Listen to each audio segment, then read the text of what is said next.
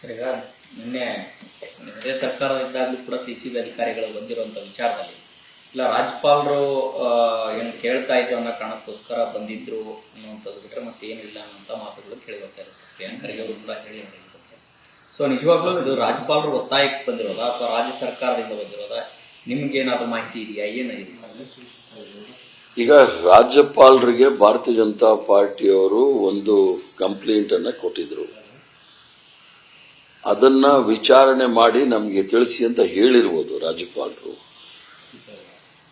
ರಾಜ್ಯಪಾಲರು ಅವರು ಸಂವಿಧಾನದ ಮುಖ್ಯಸ್ಥರು, ಅವರು ಕಸ್ಟೋಡಿಯನ್ ಆಫ್ ದಿ ಕಾನ್ಸ್ಟಿಟ್ಯೂಷನ್ ಅಂತ ಹೇಳ್ತೀವಿ ರಾಜ್ಯದಲ್ಲಿ.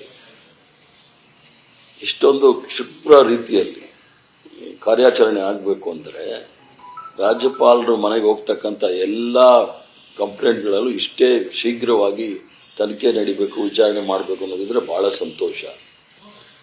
ಅದು ಬಹಳ ಹುಡುಕಿ ನಮ್ಮದೇ ವಿಚಾರಣೆ ಆಗಬೇಕು ಅನ್ನೋದು ನೋಡಿದಾಗ ಅದರಲ್ಲಿ ಏನೋ ಅದರ ಹಿನ್ನೆಲೆ ಏನಿದೆ ಅನ್ನೋದು ಹುಡುಕಬೇಕಾಗತ್ತೆ. ರಾಜ್ಯಪಾಲರು ಶಿಷ್ಟಾಚಾರದಲ್ಲಿ ನೋಡಿದಾಗ ರಾಜ್ಯಪಾಲರು ಆದಮೇಲೆ ವಿಧಾನ ಪರಿಷತ್ತಿನ ಚೇರ್ಮನ್ರು, ಅದಾದ ನಂತರ ವಿಧಾನಸಭೆ ಸ್ಪೀಕರು. ನಾನೊಬ್ಬ ವಿಧಾನ ಪರಿಷತ್ತಿನ ಸದಸ್ಯ. ರಾಜ್ಯಪಾಲರು ಹೇಳಿದ ಮೇಲೆ ಪೊಲೀಸರು ಬರಬೇಕಾದ್ರೆ ಅವರು ಮುಖ್ಯಮಂತ್ರಿ ಅಥವಾ ಹೋಮ್ ಮಿನಿಸ್ಟರ್ ಕೇಳಬೇಕಾದಿಲ್ಲ. ಅವರು ನಮ್ಮ ಚೇರ್ಮನ್ನ ಕೇಳಿ ನಾವು ಈ ಥರ ಹೋಗ್ತೀವಿ ಅಂತ ಹೇಳಬೇಕು. ಶಿಷ್ಟಾಚಾರದ ಉಲ್ಲಂಘನೆ ಕೂಡ ಮಾಡಿದ್ದಾರೆ ಈ ಪೊಲೀಸರು.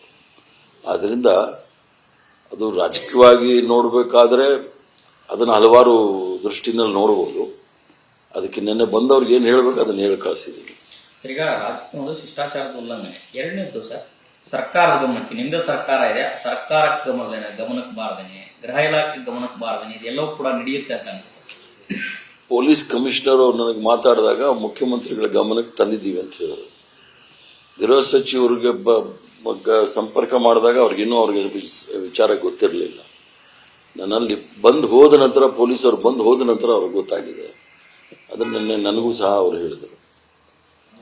ಸರ್, ಎಲ್ಲ ಒಂದ್ ಕಡೆಗೆ ಸಿಎಂ ಅವ್ರ ಗಮನಕ್ಕೆ ಬಂದು ಮೊದಲಿಂದನೂ ಕೂಡ ಈಗಾಗಲೇ ಎಲ್ರಿಗೂ ಗೊತ್ತಿರೋ ಸತ್ಯ, ತಾವು ಕೂಡ ಸಿಎಂ ಅವರ ವಿರುದ್ಧ ಮಾತನಾಡಿದ್ರಿ. ಅದಾದ ನಂತರ ಒಂದಷ್ಟು ಬೆಳವಣಿಗೆಯಲ್ಲಿ ನಿಮ್ಮ ವಿರುದ್ಧನೂ ಕೂಡ ಏನೇನೋ ತಂತ್ರಗಾರಿಕೆಯನ್ನು ಮಾಡಿದ್ರು ಅನ್ನುವಂತ ಚರ್ಚೆ ಇತ್ತು. ಸೊ ಇದೆಲ್ಲ ಒಂದ್ ಕಡೆಗೆ ಇದು ಕೂಡ ಅದರದೇ ಆದಂತ ಒಂದು ಭಾಗ ಅನ್ನೋ ರೀತಿಯಲ್ಲಿ ಅನುಮಾನ. ಈಗ ನಾನು ಏನ್ ಮಾತಾಡಿದ್ರೆ ಅದು ಮುಖ್ಯಮಂತ್ರಿಗಳ ವಿರುದ್ಧ ಅಂದ್ರೆ ನಾನೇನು ಮಾತಾಡಕ್ಕಾಗಲ್ಲ. ನಾನು ಎಲ್ಲೂ ಸಹ ಅವ್ರ ಹೆಸರು ಹೇಳಿಲ್ಲ, ಅಥವಾ ಎಲ್ಲೂ ಸಹ ಅವರು ಅಂತ ನಾನು ಹೇಳಕ್ ಹೋಗ್ಲಿಲ್ಲ.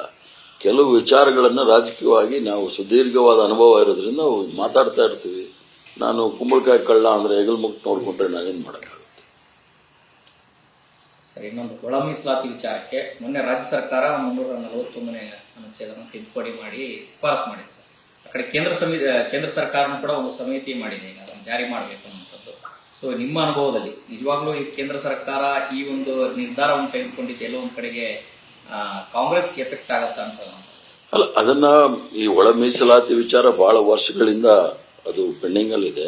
ಈಗ ಹಿಂದುಳಿದ ವರ್ಗದವರಲ್ಲೂ ಸಹ ಒಳ ಮೀಸಲಾತಿ ಬರಬೇಕು ಅಂತೇಳಿ ರೋಹಿಣಿ ಕಮಿಷನ್ ಅಂತ ಕೂಡ ಡೆಲ್ಲಿನಲ್ಲಿ ಮಾಡಿದ್ದಾರೆ. ಅದು ಈಗಷ್ಟೇ ಅವರ ವರದಿಯನ್ನು ಕೊಟ್ಟಿರಬೇಕು.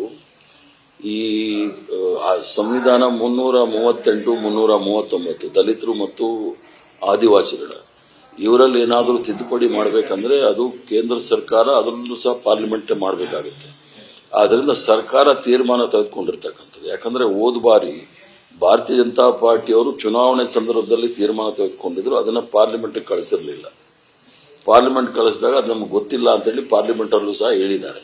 ಆದ್ರಿಂದ ಅದರ ಅಂತಿಮವಾಗಿ ಅದಕ್ಕೇನಾದರೂ ಮೊಹರು ಬೀಳಬೇಕಾದ್ರೆ ಅದು ಪಾರ್ಲಿಮೆಂಟ್ ಅಲ್ಲೇ ಆಗಬೇಕು. ಸರ್, ಈಗ ಇಲ್ಲಿ ರಾಜ್ಯದಲ್ಲಾಗಿರ್ಬೋದು ಮತ್ತೆ ದಲಿತ ಎಡ ಸಮುದಾಯದವರು ಜನಸಂಖ್ಯೆಗೆ ಅನುಗುಣವಾಗಿ ಮೀಸಲಾತಿಯನ್ನ ವರ್ಗೀಕರಣ ಮಾಡಿ ಅಂತ ಬೇಡಿಕೆಯನ್ನ ಇಟ್ಟಿದ್ದಾರೆ. ಸೊ ಆ ಜನಸಂಖ್ಯೆ ಆಗ್ಬೇಕಂತ ಹೇಳಿದ್ರೆ ನೀವೇ ಹೇಳಿದಾಗೆ ಕಾಂತರಾಜ್ ವರದಿ ಜಾರಿ ಆಗ್ಬೇಕು ಸರ್. ಕಾಂತರಾಜ್ ವರದಿ ವಿಚಾರಕ್ಕೆ ಯಾಕೋ ಇನ್ನೂ ಕೂಡ ಮುಹೂರ್ತ ಫಿಕ್ಸ್ ಆದಂತ ಕಾಣಿಸ್ತಾ ಇಲ್ಲ. ಕಾಂತರಾಜ್ ವರದಿಯಲ್ಲಿ ಏನಿದೆ ಇಲ್ಲ ಅನ್ನೋದು ಗೊತ್ತಿಲ್ಲ. ನಾನು ಇದು ಬಹಳಷ್ಟು ಬಾರಿ ಹೇಳಿದ್ದೀನಿ. ವರದಿ ನಾವು ಬಹಿರಂಗಗೊಳಿಸಿದ್ರೆ ಜಾರಿ ಮಾಡ್ತಾರೆ ಅನ್ನೋದೇನೂ ಇಲ್ಲ. ವರದಿಯಲ್ಲಿ ಏನಿದೆ ಅನ್ನೋದು ಬಹಿರಂಗಗೊಳಿಸಬೇಕು. ಸಾರ್ವಜನಿಕ ಕ್ಷೇತ್ರದಲ್ಲಿ ಚರ್ಚೆ ಆಗಬೇಕು. ಚರ್ಚೆ ಆದ ನಂತರ ಅದರಲ್ಲಿ ಒಳ್ಳೇದು ಕೆಟ್ಟದೇನಿದೆ ಅಂತ ನೋಡ್ಬೋದು. ಅದರಲ್ಲಿ ಇರ್ತಕ್ಕಂಥ ತಪ್ಪೇನಾದ್ರೂ ಇದ್ರೆ ಅದನ್ನ ತಿದ್ದುಪಡಿ ಮಾಡೋಕ್ಕೂ ಸಹ ಅವಕಾಶಗಳಿರುತ್ತೆ. ನ್ಯೂಸ್ ಫಸ್ಟ್ ನಿರ್ಭೀತಿಯಿಂದ ನಿಮ್ಮ ಪರವಾಗಿ.